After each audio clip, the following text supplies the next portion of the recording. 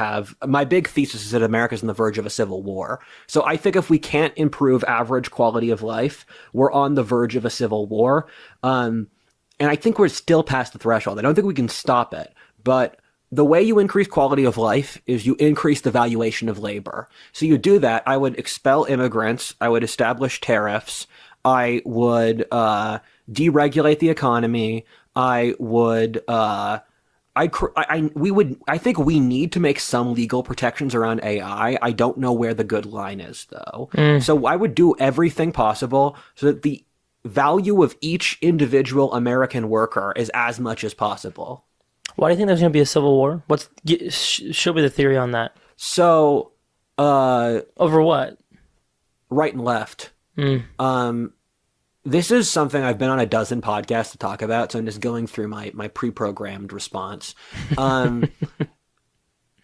I study about 5. I can give you the intuitive answer and the analytic answer. The analytic answer is I've studied like 5 different historic statistical models that predict we're going to have a civil war now. So there's the one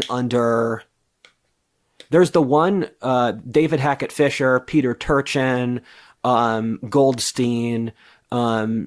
There's a few others, Strauss and Howe. They all have these models from the 20th century that predict America will have a civil war or a major war in the 2020s. This is a consistent pattern. The best of these models operates under economic data, where he predicts when societies have civil wars or revolutions in a dozen different places. So he predicts French Revolution, fall of the Roman Republic, fall of the Roman Empire, English Civil War, Black Death, and a bunch of others. So he's got this statistical model, and in 2010, the model so that in the mid-2020s, America will have a civil war.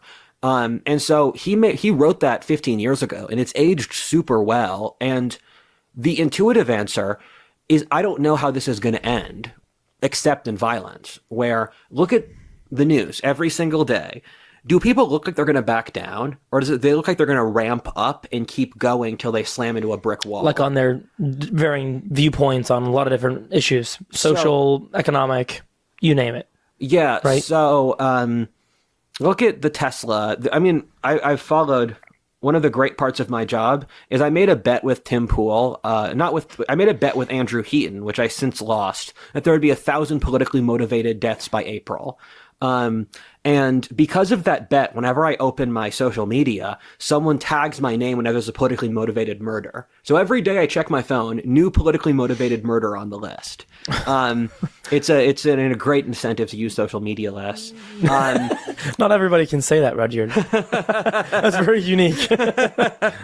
So, I mean, the other people who can say they open their phone to politically motivated murderers, they're people that like people the FBI are investigating. But so politically motivated murders, they're skyrocketing. And especially the case with Tesla has been horrifying, where Elon Musk has become a big attack of the left lately because they're going after him. And thank you for the shout outs, by the way, from Elon. He shouted me out a few times in the last few months. The politically motivated attacks, I believe, are targeting Elon because the left has been targeting Trump for 8 years. Right. And they're running out of energy. So I think they can use Elon as the wealthiest man in the world as a way to pool their followers' energy off envy. Because they can dislike that he's the wealthiest man in the world and say that he's destroying the environment, although he was their hero until recently. And I just find it insane. The left, did you hear about how the left literally put up these websites showing every Tesla owner in the country so you can murder and vandalize them? What? And Reddit literally doxed the addresses and names of the people in the Doge program in order to murder them. And Reddit openly talks about storming the Capitol, attacking Trump, all of these things. Public leftist websites. Left-wing think tanks have shadowboxed launching a coup already. So this is something where, and they call everything the left says is projection. So when they talk about Trump and Elon launching a coup, they're projecting their own psyche. And And so they can say to their own followers, look, the right is launching a coup. We need to launch a coup in order to balance this out.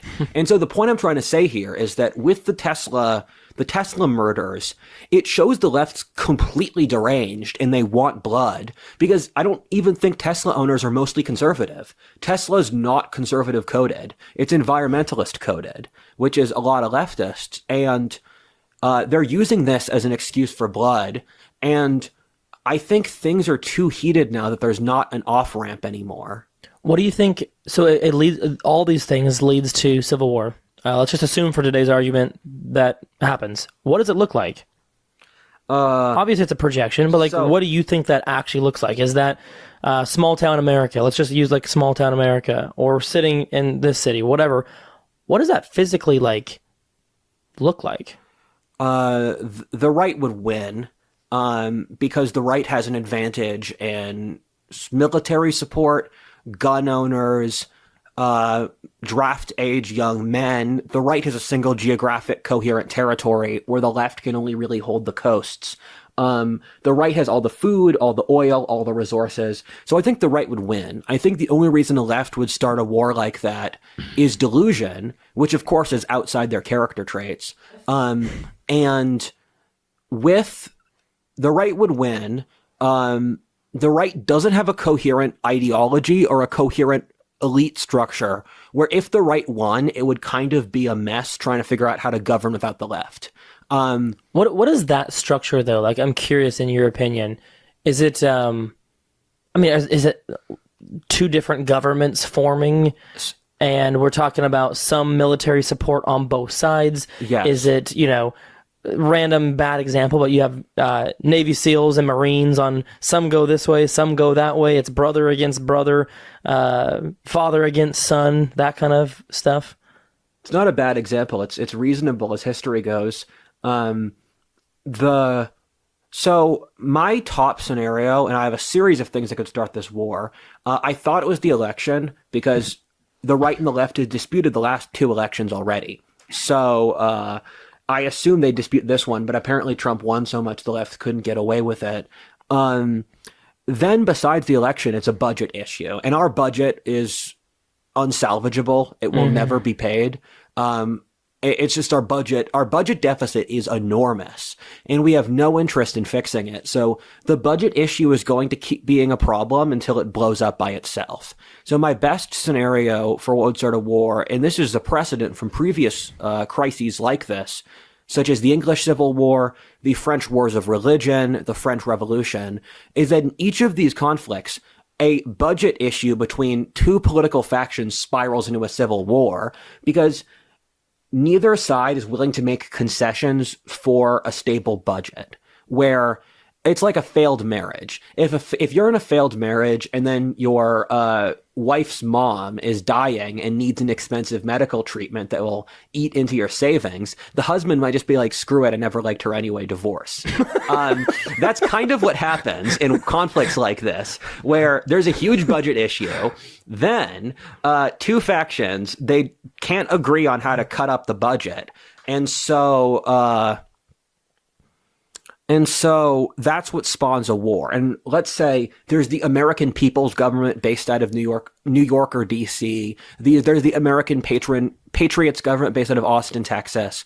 Both of them will claim to be the one true American government, while they claim that the other side are rebels, which gives both sides perfect legal justification to do whatever they want, because they're the only legal actor. The military would mostly go right, while most of America's allies would support the left, but I still stand by the right would win. I used to put right-wing victories chances at 85%. Now it's higher, because the right has the legal... Due to Trump winning the election, the right has the legal... they're in the right. And so anything the left does from this point will be highly illegal, which means the right can probably scoop up a lot of the military and different factions, because they'll say that they're in the legal right. When do you predict this happens? So I got my last prediction wrong. Last April, I predicted it would occur within the next year, and it hasn't. I'm going to say next 4 years. I don't think we'll get to the next 4 years without a war. What do people, let's say let's say somebody agrees with that, somebody disagrees with that. If somebody agrees with that, and they think, yeah, I think Richard, I think this is going to, be as you say, then what would somebody, just an average person, what would they do to prepare for that? Get guns and a month of food and water. If you're not a particularly patriotic guy, you could leave, although I would not condone that. And I mean, the thing with